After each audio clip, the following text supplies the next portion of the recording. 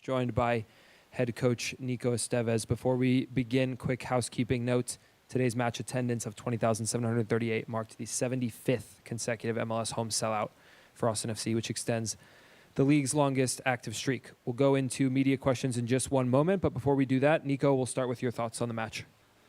Well, before I start with the thoughts of the match, I would like to, from the staff and then from the players, to send our deepest condolence to Marcos Anaya, a fan supporter from Austin FC that lost his son, Marcos Anaya Jr. this past week. And we want to send our deepest condolence and all the support for him and the family. And also, I would like to thank the fans for the tifo. I know how much time they have spent doing it because I know how difficult it is. I know how much people, over 100 volunteers, have been helping to that tifo be there. And thank you for everyone that in the team that was represented. And this support give us an extra energy, and this is why today we felt that, and we could do a really good game.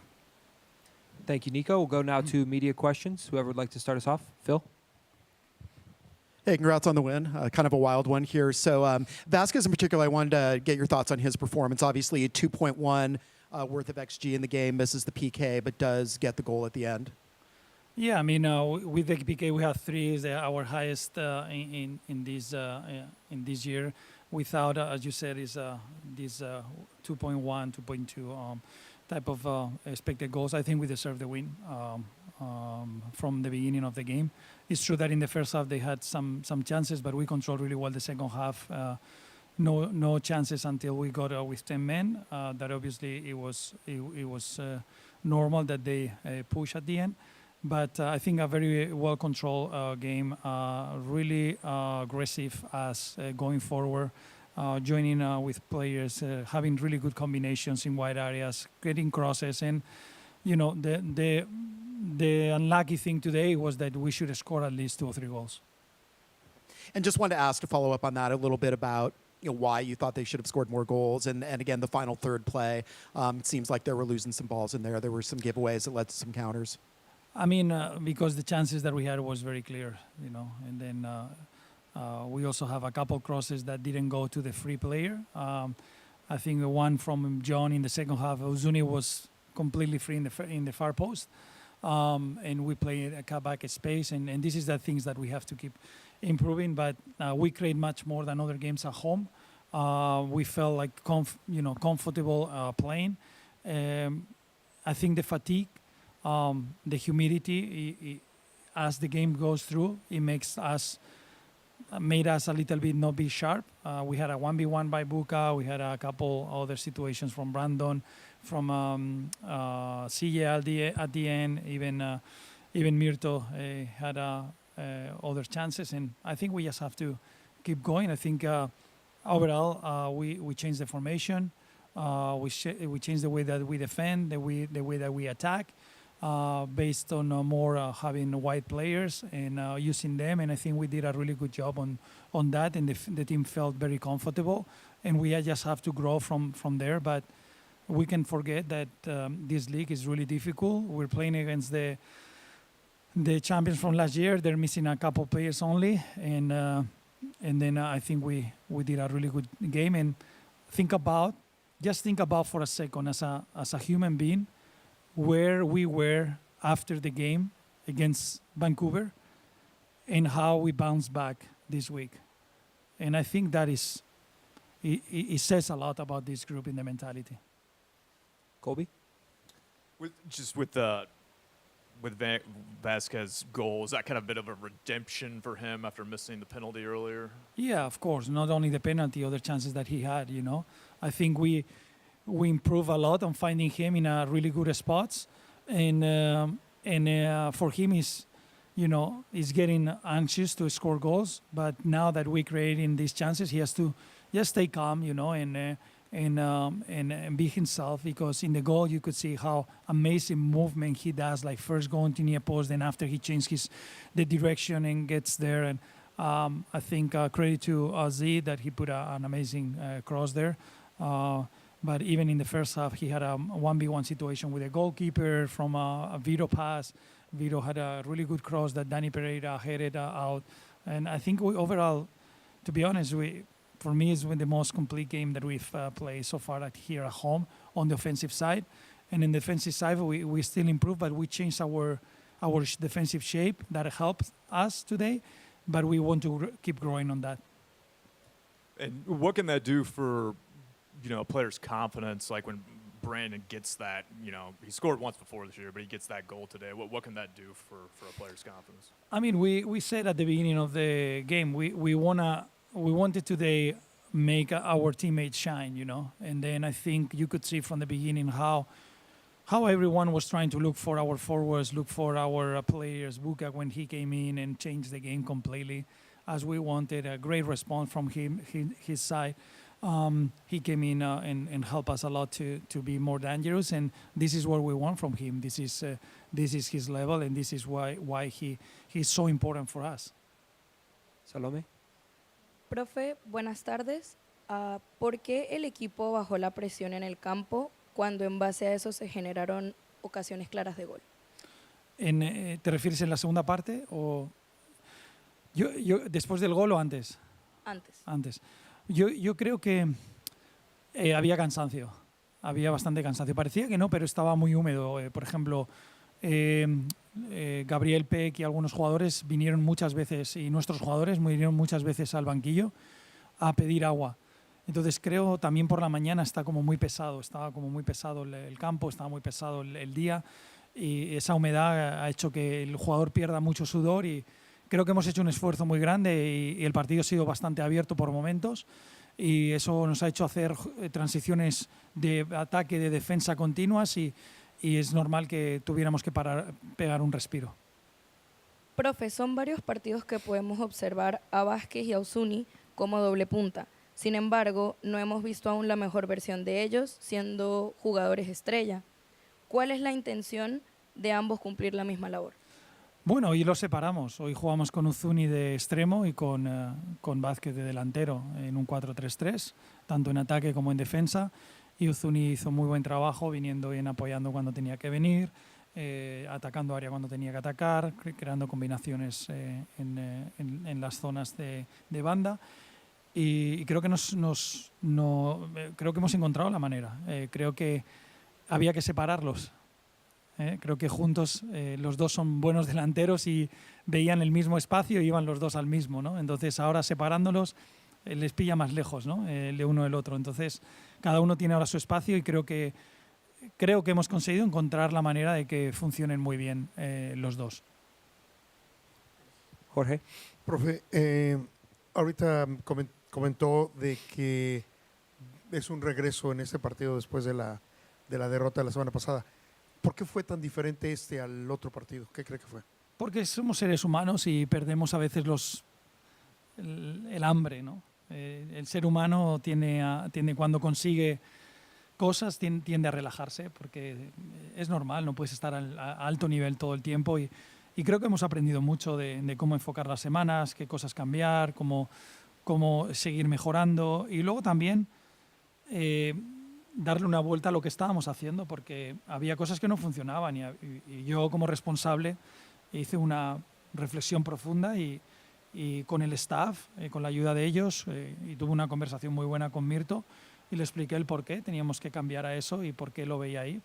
Y es un poco, pues, si analizas algunos equipos en el mundo que juegan con extremos que son casi delanteros, como Salah, como Mané, son jugadores que van a ir hacia el gol. Entonces, es una manera de encontrar y ser más peligrosos, y luego creo que en transición podemos ser muy peligrosos, ¿no? Cuando ganamos balón, teniendo tres jugadores arriba, ¿no? Como hoy teníamos a Uzuni, Brandon y Jader en la primera parte, y la segunda cuando entró Buka, porque nos da mucha velocidad, y los equipos tienen que pensarse cómo atacarnos, porque como pierdan balón tienen problemas.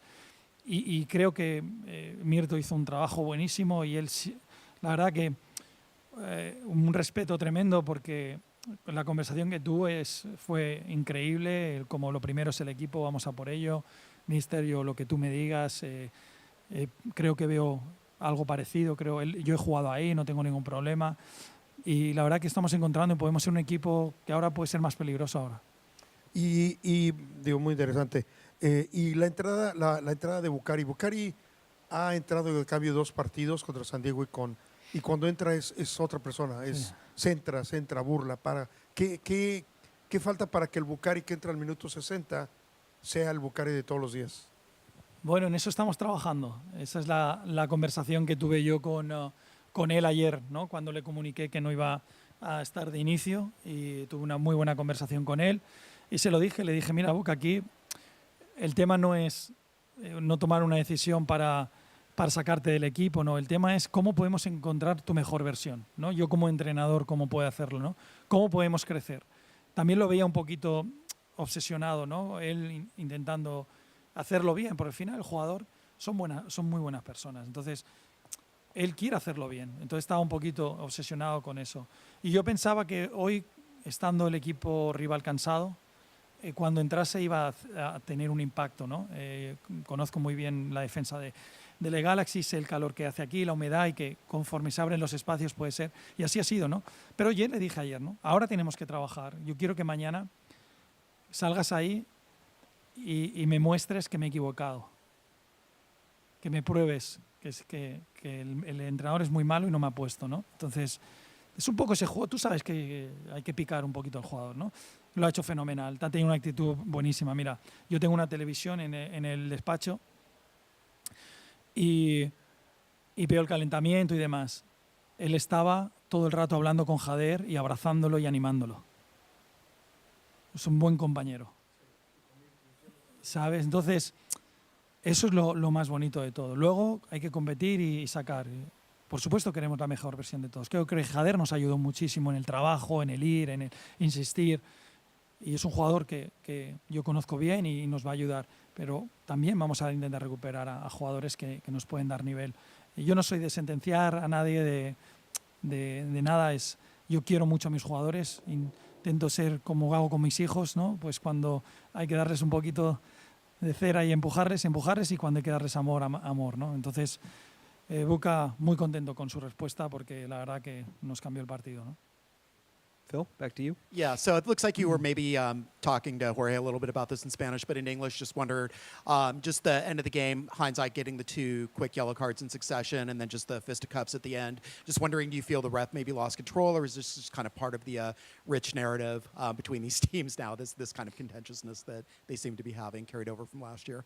I mean, I don't know. I mean, I think I don't like to talk about refereeing and everything, but what I'm seeing is like how, and it happens in every league, you know. There is teams that have more history. They became champions last year. They have a history on being a winning team, and then tendency in every country is like is to go a little bit in favor of the bigger team, you know. And then I told the players after, we need to earn that respect. We don't have that respect because we're a young team and we haven't done a lot of things together in order that put ourselves in that position. And we cannot get frustrated with that, and we have to deal with that. Although I sometimes get frustrated because, first of all, it wasn't even a foul. It was a peak, a normal peak in a set piece. And I don't know exactly what happened there because, you know, I know he's a young referee. You know, he's a referee that is starting. He's a great guy, Rosendo. It's a great guy, and I know he's starting. But you can avoid those things. And at the end, the first thing, I don't know how. You know, I'm gonna ask this week how we got 8 minutes of. I have no idea. Like, because the 2 times that we stopped, it was because of them. You know what I mean? It's like they were doing the head protocol to a player that is gonna be sub on the field. Yeah. We saw that. Like, I mean, and then, you know, it's even the last foul. And I told Rosendo, I said, Rosendo, you have to be managing this. You know, the only thing is gonna create is this situation, you know. Are you going to appeal the suspension? I think it's very difficult. It's very difficult because it's not a tackle that is is the word from the referee against the word of handshake, and then usually those you cannot be successful. But I mean, I'm going to ask about the 8 minutes because I was very surprised, and even though it wasn't a foul, then you get the reaction because it's the second time that they call us a foul in the same play. Just let it go. Just let it go. And then if it's goal, review it. Like, it's that simple of that. Like, you have the VR now. You have to be smart with that. Don't put yourself and create a situation that is not there. Then this is the things that but you know, as a coach, I made mistakes, and players make mistakes. Referees can make mistakes, and he's a young referee. We have to help him, and that's it. Colby, back to you, and then Jorge. Any idea what caused the disagreements on the field afterward between the players? I mean, I think I have no idea. I mean, I just want to separate, you know. But I think I don't know. I don't want to go. I don't like that, you know. I think when the game finishes, but it's the same. It's a free kick. There is two players like bouncing each other. Just you don't call the free kick. He wasn't even called the free kick, and suddenly he called it. I just stop the game. I mean, I don't know. There is history behind from last year's last game or second of the last game of the season, but I didn't see anything like a major. How important was the hustle? And I don't know if you saw this. How important was the hustle of both Owen and Danny on the defensive side, the kind of keeping the ball in their half that led to the goal? I mean, I think really good. You know, this is what we said. This is why we feel with the profile of plays that we have, the 4-3-3, it helps us to have a better organization and distribution on the field. And those players are just warriors, you know, and they can cover so much ground. They have so much energy, and this is why we thought that that could work really well. And it worked, and then now we have to grow and do better. Nico, en el penal, bueno, todos tienen ganas de meter gol, todos quieren meter gol. En el penal la tenía Mirto y llegó Brandon y se la pidió. Yo vi como que Mirto todavía quería tirarlo. ¿Tiene el equipo tiradores oficiales? ¿Han hablado de eso? Sí, sí. Yo lo primero que hice cuando tienes dos delanteros, tienes que hablar de eso. No, hablé con ellos a principio de temporada y son muy buenos chicos y los dos me dijeron que no había ningún problema, que ellos decidirían en el partido quién lo tiraría, ¿no? Entonces, Brandon, empezamos por Brandon y a partir de ahí, bueno, si Brandon se lo quería dar Uzuni, se lo podía dar, y ahora pues el siguiente igual es Uzuni o Brandon, ellos decidirán y se lo darán uno a otro. Ok, perfecto. Y la última, fueron los últimos 15 minutos de un partido que te vi sufrir más en toda la temporada y gritar más. Sí, porque más que los 15 minutos, fue los 8 minutos, es que fue increíble que pitaran luego con la tarjeta roja. Y lo que no quería es, después de todo el esfuerzo que habían hecho los jugadores, después de donde venimos, que no consiguiéramos los 3 puntos, ¿no? Me sabía muy mal por ellos, ¿no? Que me sabía muy mal que con todo ese... Y estaba luchando por ellos. O sea, estaba ahí por ellos. Y digo, si me sacan tarjeta o lo que sea, pues al menos si puedo perder algo de tiempo, enfoco, puedo hacer un impacto en el árbitro, pues algo haré. Pero quería que acabara el partido y que los chicos tuvieran ese reward, ¿no? Que habían luchado tanto. Salomé. Profe, el jueves mencionó que había conversado con sus jugadores sobre la percepción de ellos hacia el funcionamiento del equipo. ¿Qué cambios se realizaron hoy en cuanto al planteamiento que marque diferencia a partidos anteriores? Bueno, lo primero es tanto en la salida de balón como en el defensivo. Hemos hecho más un 4-3-3 puro. A veces bajaba un poquito Dani porque entraba en una zona ciega, ¿no? Que llamamos nosotros, que ellos dudaban quién presionar. Diego y Ramírez y Cristian estaban muy enfocados con Savovic, entonces nos dejaban un espacio ahí muy bueno y ya lo habíamos hablado antes del partido y Dani ha hecho un buen trabajo ahí. Generamos una superioridad con Dani, Savo y John para poder salir por ese lado. Luego generar combinaciones con 3 jugadores, Viro, Uzuni y Owen en un lado, Dani, Johnny y Jader o Buka cuando ha venido en otro. Y eso nos ha dado. A veces estábamos demasiado abiertos, de que tenemos que trabajarlo y tener un poquito una conexión. Nos ha faltado el cambiar el juego con mayor velocidad. Y a nivel defensivo, lo que decía, ¿no? El 4-3-3 creo que nos ayuda más a las características de jugadores que tenemos, ¿no? Entonces, eso es lo que más ha cambiado. Creo que las líneas han estado más juntas, creo que hemos estado más compactos y creo que cuando nos superábamos siempre teníamos a alguien. Siempre había alguien para defender. Tenemos que mejorar en algunas transiciones que hemos tenido a nivel defensivo, pero la verdad que contento. Thank you, Salome. Thanks, everybody. We'll wrap there.